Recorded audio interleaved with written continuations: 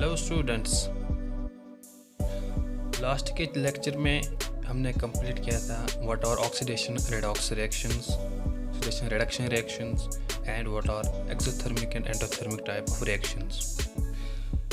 In this video we will cover the rest of the topics और हम इसी video में इस चैप्टर को भी कंप्लीट करेंगे.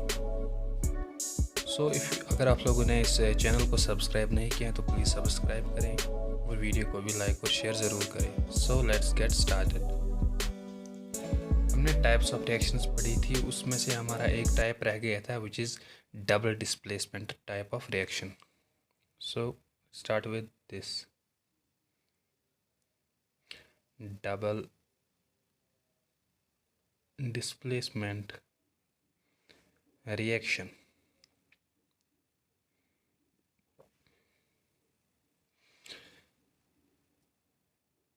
Reactions in which ions are exchanged between two reactants forming new compounds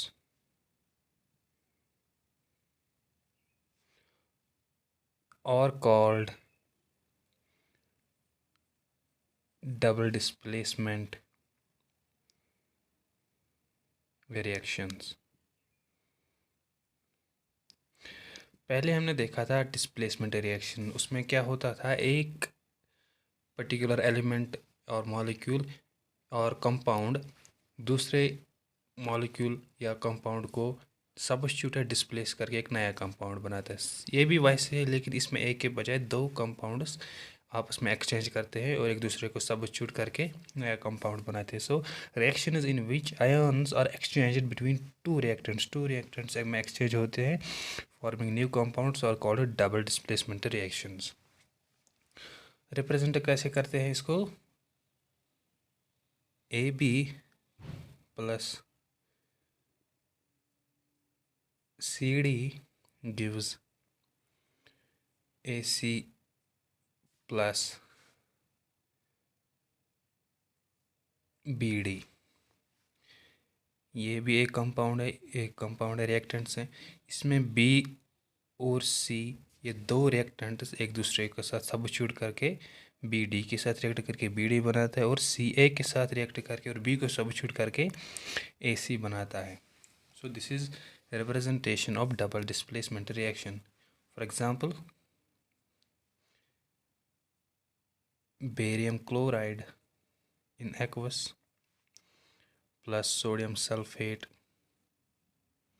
also in aqueous gives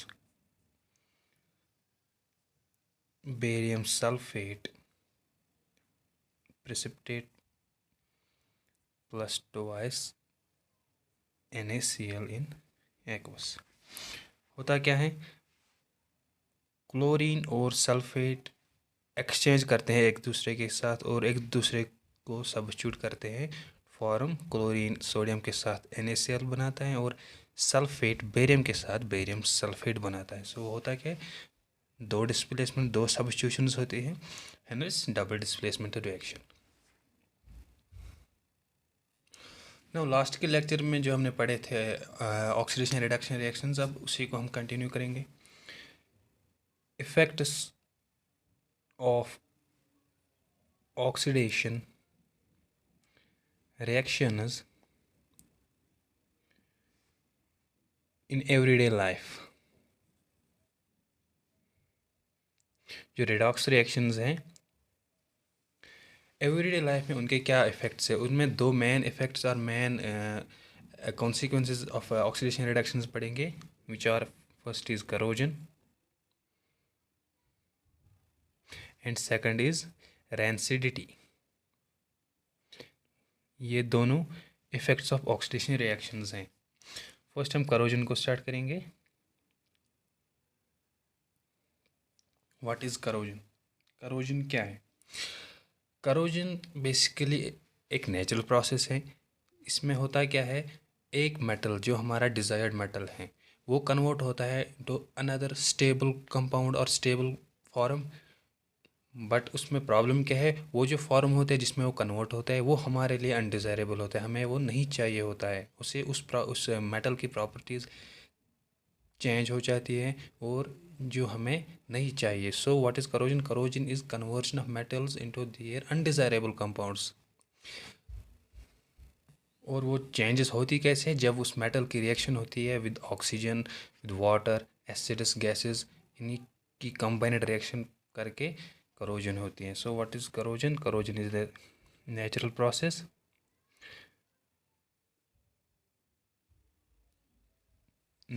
process of slow conversion of metals into their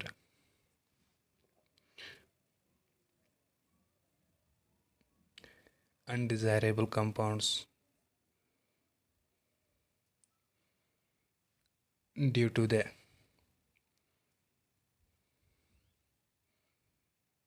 reaction with oxygen, water, acids, etc., which are present in atmosphere naturally. Natural process of slow conversion of metals into their undesirable compounds due to the reaction with oxygen, water, acids is corrosion. For example,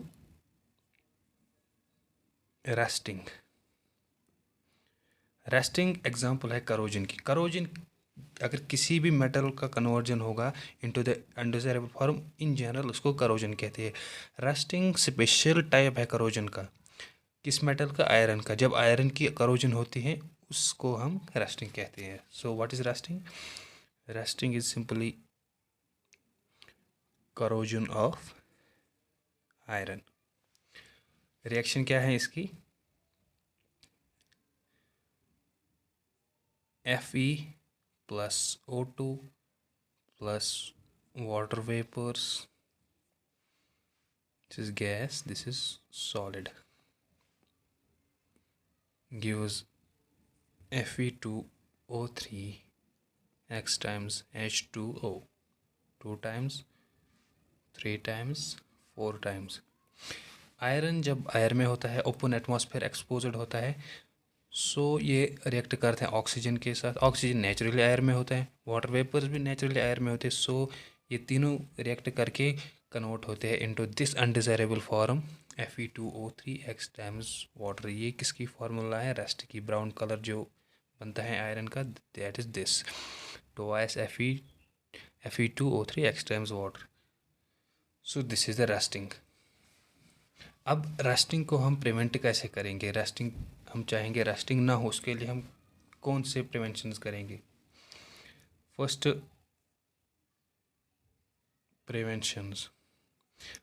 prevention by painting. हम paint करेंगे metal को, iron को हम paint करेंगे। Paint से क्या होगा? उसकी जो सरफेस है वो कवर्ड रहेगी, वो इन दो एलिमेंट, दो कंपाउंड्स के साथ रिएक्ट नहीं, कंटैक्ट में नहीं आएगी। जब कंटैक्ट में नहीं आएगी तो ये रिएक्शन भी नहीं होगी। सो पेंट करने से हम रस्टिंग प्रिवेंट कर सकते हैं। Second prevention by greasing and oiling.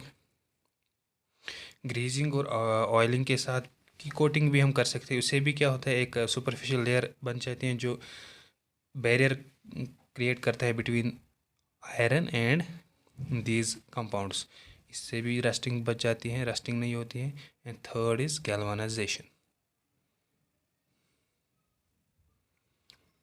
गैल्वानाइजेशन क्या? Galvanization is the special coating of iron with zinc. जब हम जिंक की कोटिंग करते हैं आयरन के ऊपर, उसको गैल्वानाइजेशन कहते हैं। उससे भी रस्टिंग नहीं होती है। हमारा जो आयरन मेटल है that prevents from rusting, safe रह जाता है। So this was all about corrosion and rusting. Now second consequences of oxidation reductions is rancidity.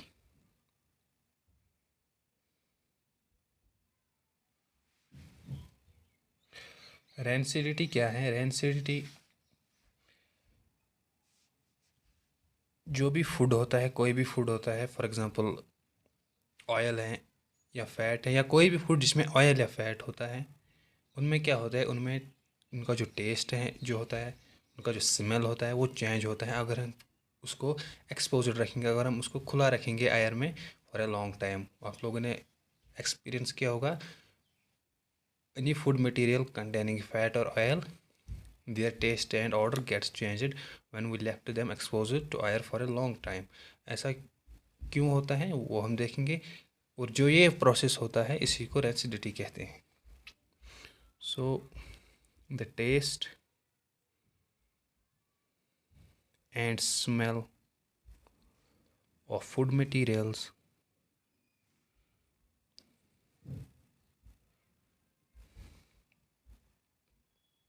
containing oil and fat changes when they are left exposed to air for a long period, which is called as rancidity। ये हमने बोला the taste and the smell of the food materials, वो food material जिनमें oil और fats होते हैं उनका जो टेस्ट होता है वो चेंज होता है when we left them exposed to the air for long time is rancidity. ऐसा क्यों होता है? क्योंकि जो फैट्स और ऑयल्स उनमें होते हैं वो बेसिकली अल्केन्स, कोई सैचुरेटेड हो सकते हैं, अनसैचुरेटेड फैट्स होते हैं, उन वो they are susceptible to oxidation.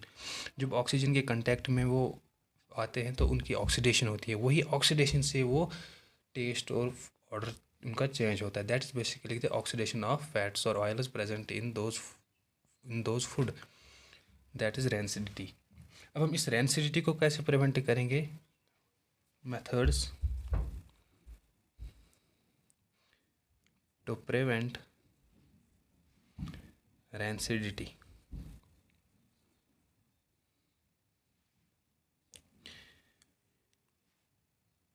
जैसा चूँकि हमने देखा रेंसिडिटी बेसिकली फैट से ऑयल्स की ऑक्सीडेशन होती है। सो अगर हम ऐड करेंगे एंटीऑक्सीडेंट्स, यानी वो केमिकल्स जिनसे ऑक्सीडेशन नहीं होगी, तो हमारा फूड बच जाएगा फ्रॉम ऑक्सीडेशन, वो ख़राब नहीं होगा। Second method vacuum packing.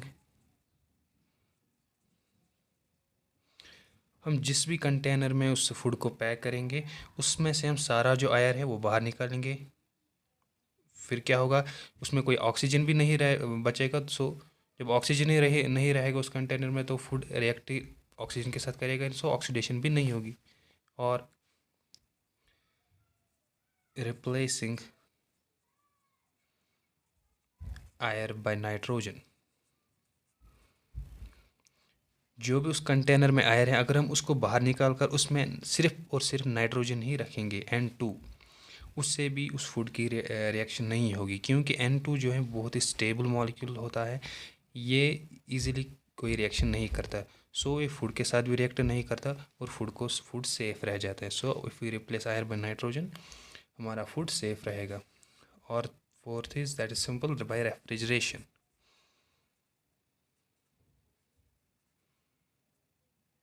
Food को हम ठंडे टेम्परेचर पे रखेंगे, चाहे रेफ्रिजरेटर में रखेंगे। कैसे?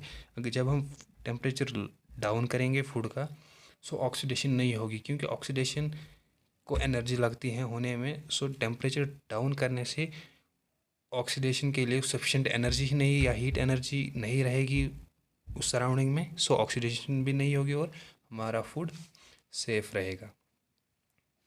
सो इस टॉपिक से हमारा एक चैप्टर है which is chemical reactions and equation complete हुआ क्लास 10th का।